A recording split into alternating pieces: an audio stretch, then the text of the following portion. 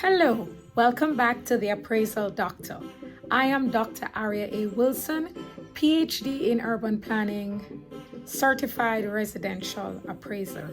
I answer all your questions, real estate, urban planning, anything that's appraisal.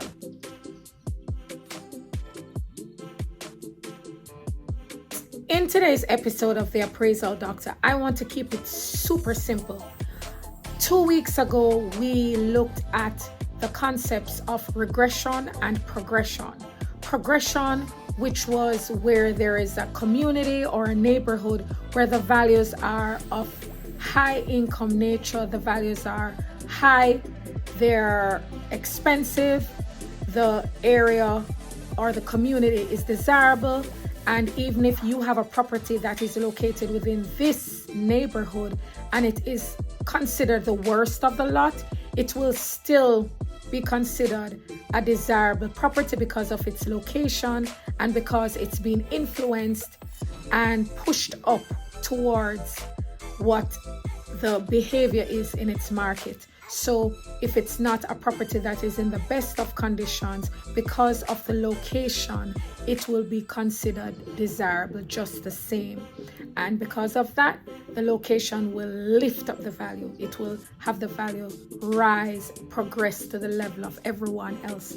And the same is the concept for regression, going in the opposite direction. If your property is super fabulous and you are in a neighborhood that is not, then the rest of the neighborhood will bring your value down. No matter how amazing your home is in this neighborhood that is not one that is desirable, the rest of the neighborhood will pull you down. It will pull your property value down. It will be the highest. It might be the highest in the community, but it will not be high, and perhaps not high enough to equate to whatever amenities that you might have added. You might have done work on the property to make it even more desirable, but because of its location, the contributor value that is added cannot supersede a certain ceiling because of the nature and the level of demand and desirability within that neighborhood.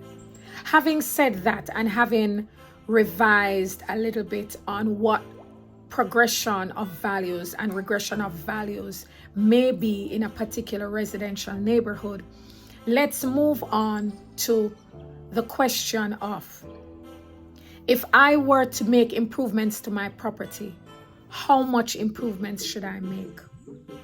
At what point is the improvement going to be futile?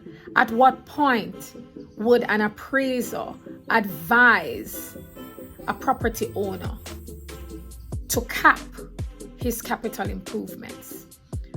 What improvement is too much improvement?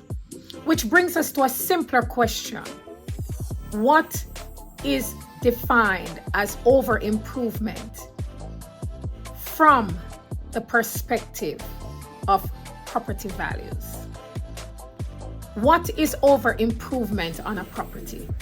If I am doing improvements to my residential building, my residential structure, I am going to need to do some research before I proceed so that I do not get carried away and improve the property so much that the cost to improve far exceeds the contributor value that it will bring.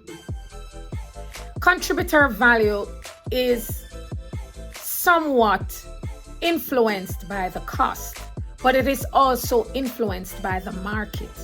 Now, if you are improving your residential structure and you are improving we spoke about improving the footprint of the property, that is a mathematical way of making sure that there's added value.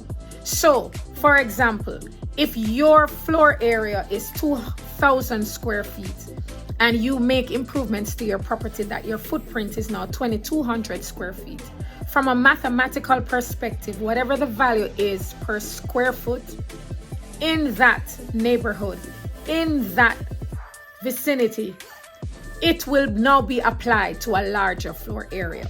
If you are doing an improvement to your floor area, then the cost per square foot is also going to be taken into account. The cost per square foot, however, does not necessarily equate to the value per square foot within that neighborhood. And the value per square foot within that neighborhood is not necessarily going to increase by the cost per square foot in that neighborhood. Let me explain. Cost does not equal value. Let me repeat. Cost does not equal value. So if I put $100,000 worth of improvement in my $300,000 home, it will not necessarily now value $400,000. That's just it. That's the simple math. $300,000 in value residence plus $100,000 cost of capital improvements, that's physical improvements to the property, does not guarantee that I am going to get $400,000 on my appraisal when the work is done. Either of three things can happen. The value can increase, the value can remain the same, or the value can be increased supernormously, right? When I say supernormously, I mean the value has increased to the point that it was worth doing all that improvement. So what you need to do is your research. If you're improving on your residence, you do not want to exceed the highest value of property within your neighborhood, because the higher you go from the range, it's the more impractical for you to get that property sold for that price. It is harder for you to get your property sold outside of the range of values within your neighborhood. So if you're going to add $100,000 pricing of improvements, if your improvements is going to cost you more than $100,000 and your value is already at $300,000 and your ceiling within your neighborhood is $350,000, you have to be careful of how much work you're putting in if you're going to resell.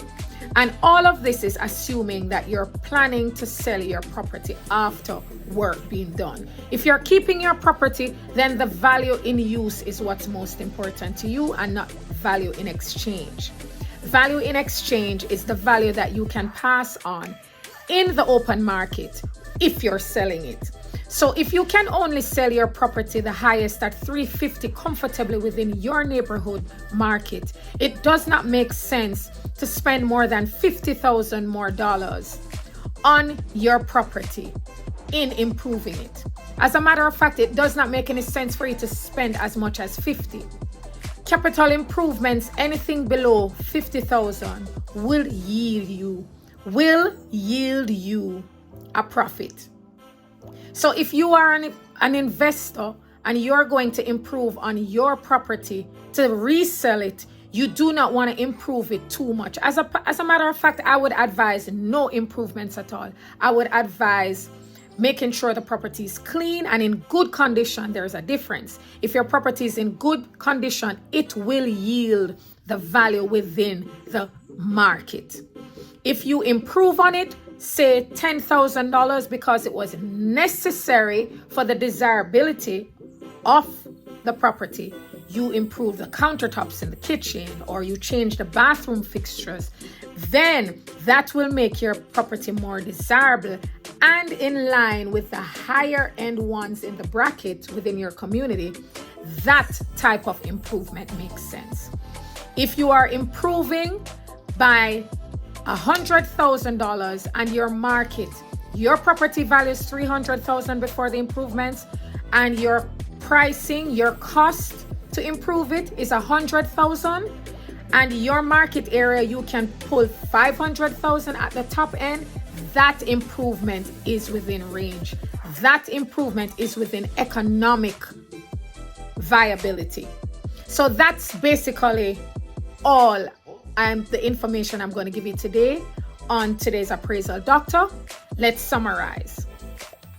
How much improvement is too much improvement? What is considered over improvement from the perspective of an appraisal? If you are improving your property, it is prudent to find out what the market is at the higher end. Where is your range, your value range in the open market for your neighborhood? And you do not want to improve, you do not want to spend too much that your cost cannot be recouped in the reselling of the property. So you need to do the research to find out what is the ceiling pricing that you can get, what's the most you can get for your property in your market area, and you do not want to improve beyond that. Cost does not equal value, so not because you spend $100,000 in capital improvements means that you're going to be able to slap $100,000 on your pricing. So that is the advice that an appraiser would have for you considering improving on your property for reselling purposes. I hope I have answered your question this week on the Appraisal Doctor. How much improvement is too much improvement? What is considered over improvement from the perspective of appraisal?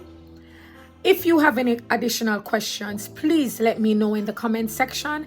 And if you are not yet a subscriber here on the Appraisal Doctor, I implore you, please subscribe today. Give this video a like, give this video a comment, a thumbs up. Thank you so much for joining this week on the Appraisal Doctor. See you next week in the next one.